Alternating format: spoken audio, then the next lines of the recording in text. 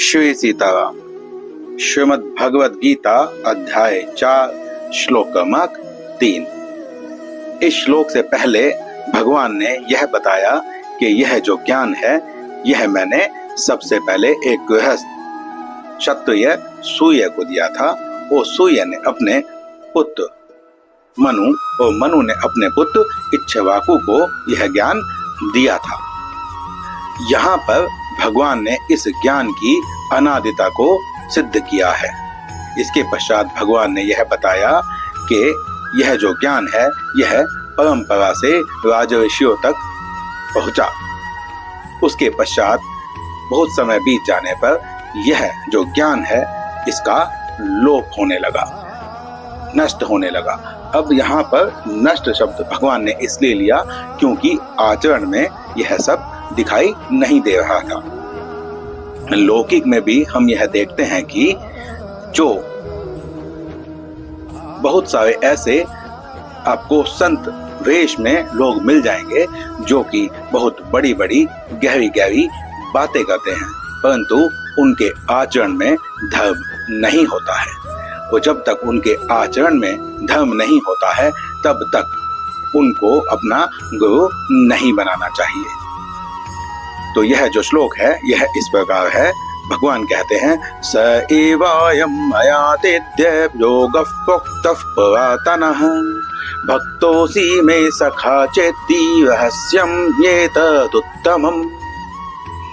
भगवान यहाँ पर कहते हैं कि यह वही ज्ञान है, वही पुरातन, वही कर्मयोग का ज्ञान जो मैंने आदि में सूर्य भगवान को दिया था, मनवंतर के आदि में, और आज मैं तुम्हें वही ज्ञान बता रहा हूँ। तो यहाँ पर भगवान ने कहा कि इसमें कुछ भी ऐसा नया नहीं है। और यह मैं तुम्हें क्यों बता रहा हूँ?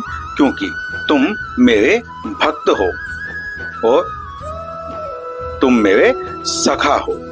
ऐसा जानकर मैं तुम्हें यह जो रहस्यमयी ज्ञान है, जो उत्तम से भी उत्तम ज्ञान है, निश्चय ही इस ज्ञान से बढ़कर और कुछ नहीं है। यह जो कर्म योग का ज्ञान है यह मैंने सूर्य देव को दिया था और वैसा का वैसा ही अविनाशी अव्ययी, जिसमें समय काल के अनुसार कोई भी फर्क नहीं पड़ता है, यह ज्ञान मैं तुम्हें बता रहा हूं। अब यह जो ज्ञान है यह सबसे पहले सूर्य देव को क्यों दिया गया, इस पर भी हम पहले बात कर चुके हैं।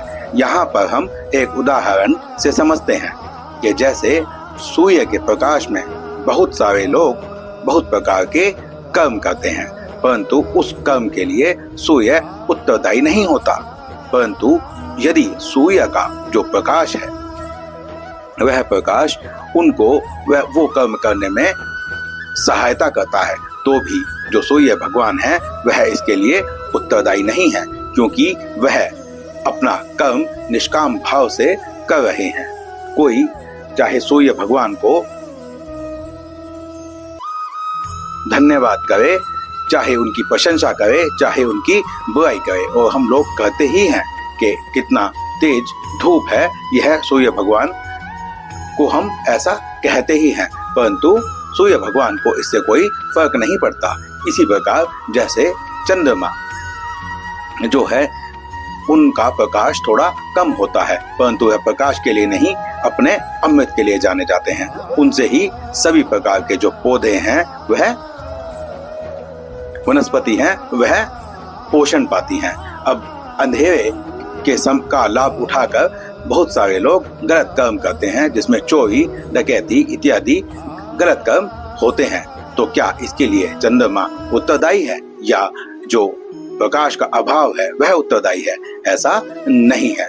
तो भगवान ने भी यह जो कर्म योग का ज्ञान है यह सूर्य को इसी प्रकार इसीलिए दिया था कि मनुष्य जो है वह भी इसी प्रकार कर्म करे। यहाँ संसार में जितने भी साधन उसे दिखाई देते हैं, जितने भी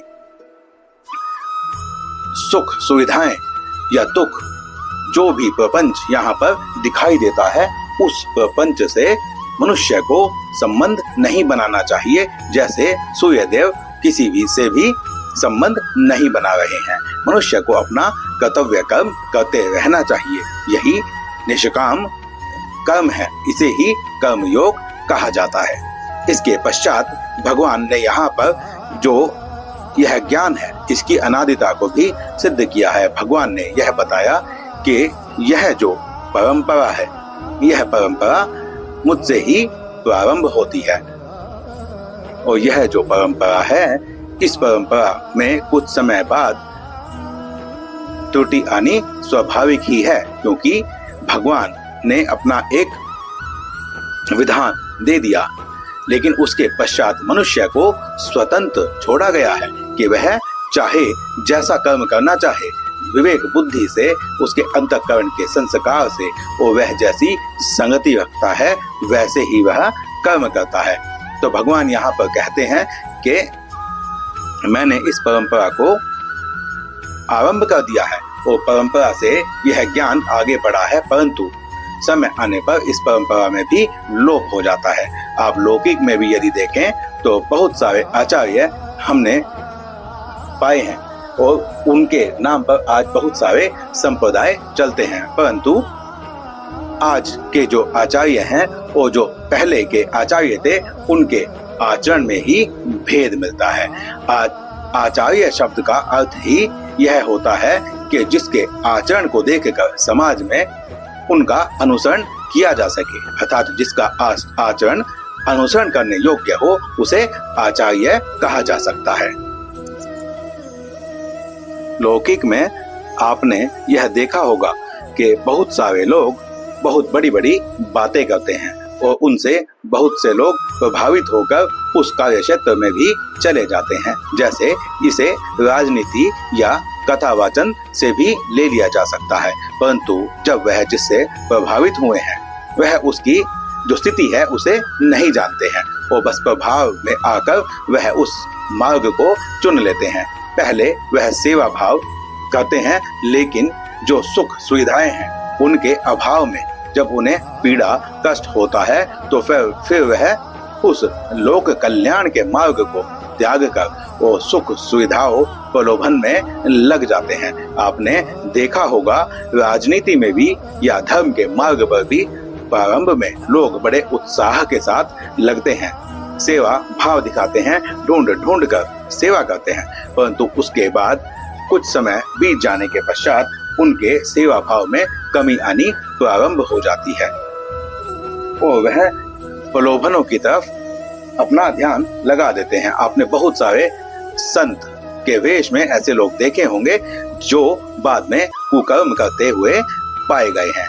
आपने ऐसे बहुत सारे नेता भी देखे होंगे जो पहले गरीबों की भलाई के लिए अच्छी अच्छी बातों को बोलते थे, परंतु बाद में वह गरीबों को दरकिनार करके और अपने ही स्वार्थ पूर्ति के लिए राजनीति में या किसी और विषय में लग जाते हैं।